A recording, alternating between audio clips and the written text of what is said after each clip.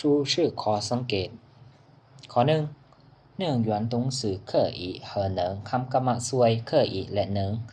คำกรรมะซวยเคออีและเหนิงแสดงถึงความสามารถในการเฮ็ดสิ่งใดสิ่งหนึ่งที่สมเหตุสมผลหรือเป็นไปได้ตามสถานการณ์เอื้ออำนวยมาเบิ่งตัวอย่างหัวเคออีชื่อๆมาขอยลองได้บ่ขอลองเบิ่งได้บ่你能便宜一点吗เจ้าลดหน่อยนึงได้บ่มาเบิ่งข้อ2选者问句还是ประโยคคำถามแบบให้เลือก还是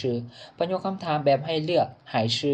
ใส่เมื่อต้องการให้ผู้ตอบเลือกสิ่งของสิ่งใดสิ่งหนึ่งจากตัวเลือก2อย่างขึ้นไปตัวอย่าง你喜欢黑色的还是咖啡色的เจ้ามักสีดำหรือว่าสีน้ำตาล你买可乐还是牛奶เจ้าซื้อน้ำโคกหรือนมงัว你学习英语还是汉语เจ้าเรียนภาษาอังกฤษหรือภาษาจีน你是这件还是那件เจ้าลองตัวนี้หรือตัวนั่นหรือว่าตัวนั่นเนาะมาเบิ่งการฝึกรูปประโยคเนาะ黑的还是咖啡色的สีดำหรือว่าสีน้ำตาลแล้วก็เลือกเอาเนาะรูปนี้เนาะมาใส่รูปที่1ต้าใหญ่เฉียวน้อยกุ้ยแพงเพียอีถือตีเล็กตอนฮ้อนสำหรับข้อตีเล็กตอนฮ้อนนี่แม่นประโยคบทเรื่องเกี่ยวกับชื่อเกิดมาแล้วเนาะให้ทุกคนมาเรียนแล้วก็มาฝึกเองเนาะตัวนี้เนาะลองฝึกตามบทเรียนที่ผ่านมามาเบิ่งคำศัพท์เสริมอีฟู่เหอเฉวย的号码ต่อตารางที่1นานเฉวย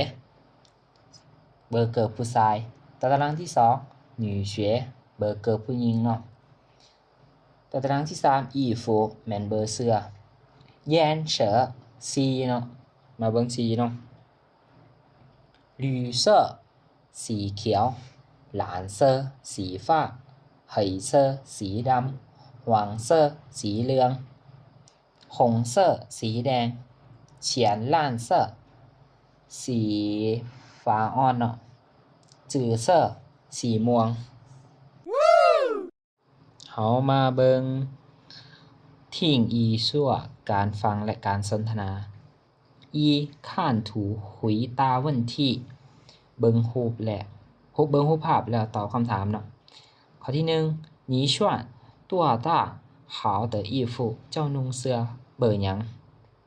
แล้วก็มีเสื้อสีเหลืองสีฟ้าและก็สีแดงเนาะให้